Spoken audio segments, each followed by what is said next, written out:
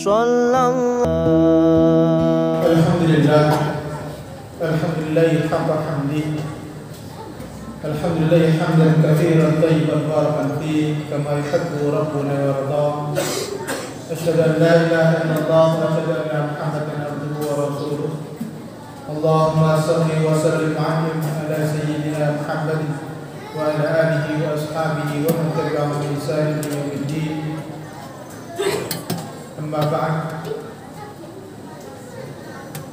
فيا أيها الجماعة رحمكم الله أوصيكم وإياي بتقوى الله فقد فاز المتقون حيث قال الله تعالى في كتابه الكريم يا أيها الذين آمنوا اتقوا الله حق تقاته ولا تموتن إلا وأنتم مسلمون وقال أيضا يا أيها الناس إنا خلقناكم من نفس واحدة وخلق منها زوجها وبث منهما رجالا كثيرا ونساء واتقوا الله الذي تساءلون به والأرحام إن الله كان عليكم رقيبا.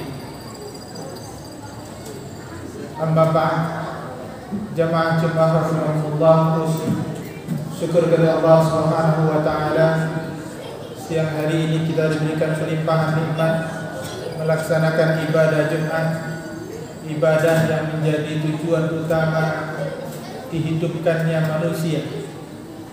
Karena manusia hidup bukan hanya untuk sekedar mencari nafkah, bukan untuk sekedar mencari ilmu, bukan sekedar bekerja, tapi tujuan diciptakannya manusia tidak lain adalah untuk ibadah. Wa ma khalaqtul jinna wal insa illa liya'budun adalah kalimat yang cukup untuk bisa menentukan apa tujuan hidup kita, bukan hanya sekedar menumpuk harta, berkumpul dengan keluarga, tapi semua harus ditujukan pada ibadah. Maka siapa yang diberikan Allah kesempatan untuk ibadah, maka patutlah dia bersyukur karena sudah tertunaikan amanah kehidupan. Salat dan salam tak lupa kita sampaikan pada Nabi besar Muhammad sallallahu alaihi wasallam. Kepada beliau kita meniti jalan kehidupan, dari hal terkecil sampai terbesar, dari persoalan kamar mandi sampai persoalan negara. Kita tidak boleh luput dari ajaran-ajaran Rasulullah sallallahu alaihi wasallam. Tak lupa khatib menyampaikan pada khatib pribadi dan seluruh jamaah untuk sama-sama kita meningkatkan ketakwaan kita. Takwa sebenar-benar takwa, haqqa tuqatih, sehingga ketakwaan itu bukan sekedar pada lisan kita, hanya sekedar formalitas belaka, tapi takwa sebenar-benar takwa yang kita perlu kembalikan kepada makna takwa, yakni kata al-wiqayah. Karena makna takwa adalah al-wiqayah yang berarti kehati-hatian. Jadi takwa bukan tentang banyak ngajinya, banyak sholatnya, tapi kita mampu berhati-hati, memastikan langkah kita pada kebaikan, lisan kita pada kebaikan, tangan kaki kita pada kebaikan. Itulah takwa. Sehingga Umar bin Khattab pernah bertanya pada Hudzaifah bin Yaman, apa itu takwa? Kata Hudzaifah, ya Umar, pernahkah kau jalan di tengah jalan yang penuh duri? Kata Umar, ya tentu. Lalu apa yang kau lakukan? Tentu aku akan sangat hati-hati. Zakat tuqah. Kata Hudzaifah, itulah takwa. Kita memastikan betul berhati-hati, semua harus dalam kebaikan.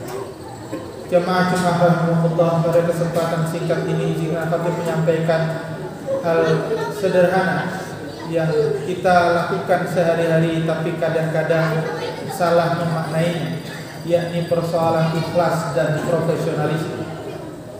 Karena dua kata ini seringkali disampaikan tapi dua makna yang dianggap jauh berbeda. Kadang dianggap ikhlas tapi seadanya tidak profesional. Kadang dianggap profesional minta gaji besar dianggap gak ikhlas. Inilah yang harus kita dudukkan agar kita paham sebenarnya di mana posisi ikhlas dan profesional dalam Islam itu sendiri. Kata ikhlas berakar dari kata khalis yang berarti jernih, bersih, tidak dicampur dengan kotoran. Karena itu Kalau kita lihat sungai yang bersih, kelihatan dasarnya, kita sebut sebagai khalis. Itulah ikhlas. Dia tidak bercampur apa-apa. Makanya ketika sudah bercampur dengan hal yang lain, maka lawan kata dari syirik, ikhlas adalah kata syirik. Kita tidak lagi kemudian hanya kepada Allah tapi kepada yang lain. Maka itu kemudian kita tidak sebut sebagai ikhlas. Kata ikhlas dalam bahasa Arab kadang juga menggunakan kata nasih. Nasih yang kita serap sebagai kata nasihat. Maka Tamim Ad-Dari, sahabat Nabi, pernah disampaikan oleh Rasulullah, ad-din huwa nasihat. Agama itu adalah nasihat. Kata Tamim Ad-Dari, liman ya Rasulullah, buat siapa nasihat itu ya Rasulullah? Kata Rasulullah, nasihat itu adalah lillahi wa li kitabihi wa li nabiyhi wa li a'immatil muslimin wa ammatihim. Nasihat itu adalah untuk Allah, untuk kitabullah, untuk nabinya, untuk para pemimpin umat, juga untuk seluruh umat muslim. Maka maksud nasihat di sini bukan kita menasihati Allah, tapi ikhlas kepada Allah. Ikhlas menyesuaikan diri dengan apa yang dituntun dalam kitabullah. Ikhlas sesuai dengan apa yang diajarkan Rasulullah. Ikhlas sesuai dengan kebutuhan yang diajarkan, yang dituntunkan oleh pemimpin Islam. Juga ikhlas sesuai dengan apa yang dibutuhkan oleh kaum muslimin. Itulah kata ikhlas yang dimaknai dengan kata nasihat. Jadi makna nasihat sebenarnya adalah juga ikhlas. Tapi seringkali kemudian orang susah ikhlas. Kenapa tidak bisa ikhlas? Beberapa ulama memberikan 4 alasan kenapa orang tidak ikhlas. Misalnya dalam kitab Ibnu Jauzi, dalam kitab Sayyidul Qadir, juga beberapa tulisan di dalam kitab Ihya Ulumuddin ketika membahas tentang ikhlas. Kalau kita kumpulkan ada 4 masalahnya. Yang masalah ini nanti kalau kita kaitkan dengan profesional, sama persis kenapa orang tidak bisa hidup profesional. Apa itu? Yang pertama, orang tidak bisa ikhlas karena tidak ada ilmu. Tidak ada ilmu. Orang disuruh kerja, tidak ada ilmunya, ya sembarangan.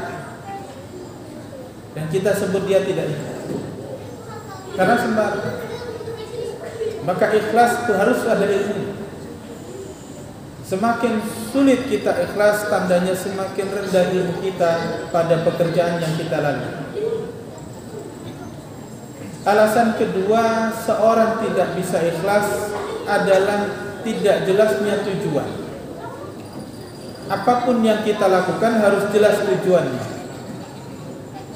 Maka ikhlas kalaupun secara bahasa, maka ikhlas bisa diarahkan kepada apa?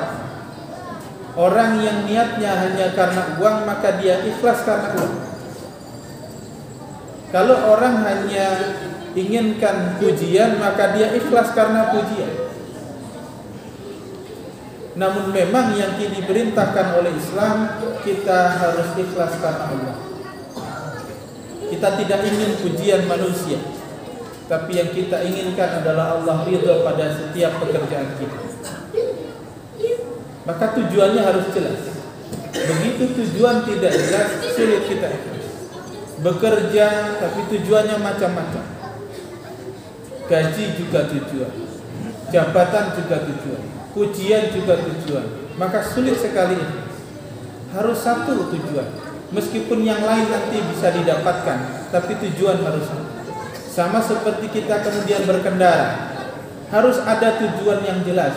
Meskipun di jalan bisa banyak yang kita lihat, tapi tujuannya harus satu. Harus jelas tujuan. Kemudian yang ketiga, orang tidak bisa ikhlas biasanya karena dia tidak bisa menahan amarah. Maka orang tidak ikhlas biasanya terlihat orang itu mudah marah, mudah mengeluh, mudah putus asa, mudah panik. sehingga dia tidak tenang. Kita tahu orang ikhlas akan terlihat dari wajahnya yang tenang, yang murah senyum, yang bahkan Rasulullah dikenal sebagai Al-Bassam. Kemanapun dia mudah senyum, karena terlihat ikhlas. Maka dia bisa menjaga amarahnya.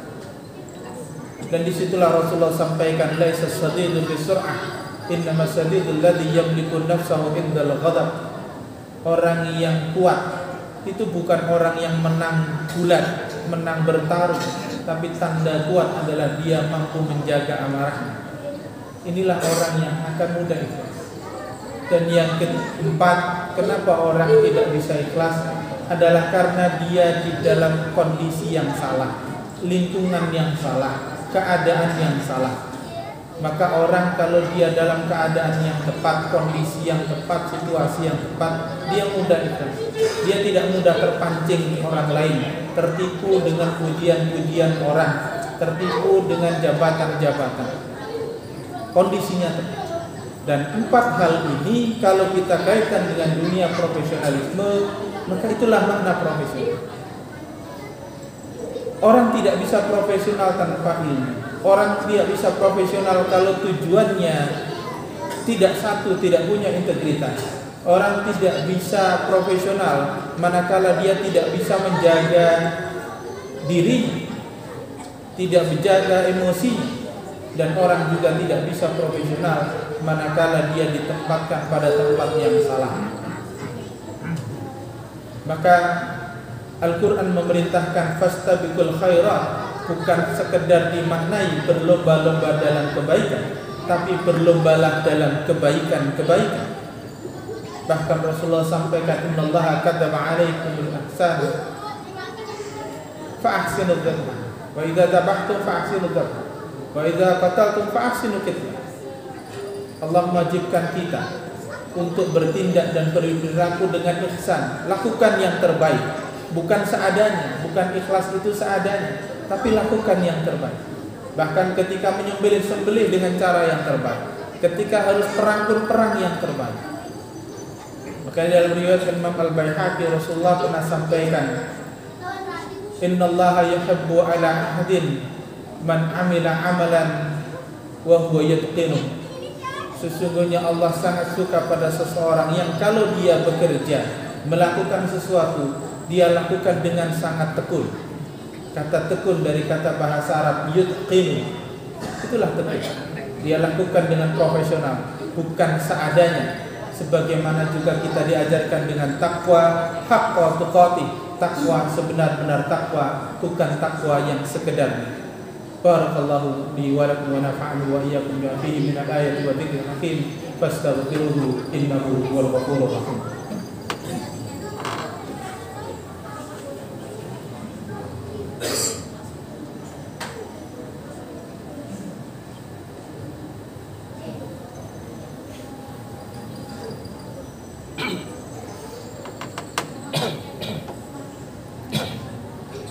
Alhamdulillah nahmaduhu wa nasta'inuhu wa nastahdihi wa na'udzu billahi min shururi anfusina wa min sayyiati a'malina. May yahdihillahu fala mudilla lahu wa may yudlil fala hadiya lahu. Asyhadu an la ilaha illallah wa asyhadu anna Muhammadan abduhu wa rasuluh. Jamaah rahimakumullah. Maka ikhlas haruslah dimaknai dengan profesional. Menghilangkan makna profesional dalam ikhlas berarti kita sebenarnya mengabaikan keikhlasan itu sendiri. Karena itu setiap muslim harus profesional, harus tekun pada sesuatu. Kenapa ada orang yang belajar 3 bulan bahasa Inggris di Paris lebih bagus bahasanya daripada yang 4 tahun kuliah S1? Karena di sana dia tekun, ilmunya ada, lingkungannya mendukung, dia dijaga kurikulum yang tepat, maka dia berhasil dengan itu. Maka itu juga kita kalau kemudian melakukan sesuatu, lakukan dengan ikhlas, berarti lakukan juga dengan penuh ketekunan, penuh profesionalisme, bukan sekedar. Kemudian persoalan yang sering kali juga ditanya, apakah kemudian ikhlas itu tidak berbalas tanpa digaji? Tentu ini juga kalimat yang keliru. Setiap profesionalisme bukan kemudian tanpa balasan, karena balasan itu adalah soal kita dalam bermuamalah. Perjanjian, setiap sesuatu butuh ada pengembaliannya. Apapun yang kita lakukan butuh ada penghargaannya sebagai proses dalam bermuamalah. Begitupun Rasulullah. Maka Anas bin Malik pernah mengatakan bahwa Rasulullah tidak pernah menzalimi dalam persoalan upah. Kata Anas bin Malik, Inna Rasulullah sallallahu alaihi wasallam idza yahtajim lam yadlim ala ahadin ajrah. Rasulullah tidak pernah menzalimi siapapun dalam persoalan upah. Artinya berikan juga yang memang ideal, yang terbaik. Maka memberikan seadanya upah juga sebenarnya mengurangi sikap profesionalisme seseorang dan ujungnya kehilangan ikhlas pada diri seseorang. Maka penting bagi kita dalam bermuamalah untuk menentukan sesuatu dengan tepat, dengan ilmu, dengan pikiran, dengan bermuamalah yang penuh ridha, bukan bermuamalah penuh dengan husnudzon, prasangka buruk, sehingga apa yang kita muamalahkan dengan orang lain penuh curiga. Dan inilah kekeliruan kita, sehingga kita sulit sekali berbuat ikhlas kepada saudara kita. Mari kita tutup khutbah ini dengan sama-sama berdoa. Semoga kita diberikan kelimpahan ilmu, kelimpahan nikmat untuk bisa memperbaiki hati kita, memperbaiki niat kita untuk bisa selalu ikhlas kepada Allah Subhanahu wa taala. Innallaha wa malaikatahu yusholluna 'alan nabiy ya ayyuhalladzina amanu shallu 'alaihi wa sallimu taslima. Allahumma ighfir lil muslimina wal muslimat wal mu'minina wal mu'minat al ahya'i minhum wal amwat innaka sami'un qaribun mujibud da'wat ya qadiyal hajat. Allahumma arinal haqqa haqqan warzuqna ittiba'ah wa arinal batila batila warzuqna ijtinabah. Allahumma rabbana zalamna anfusana fa in lam taghfir lana wa tarhamna lanakunanna minal khasirin.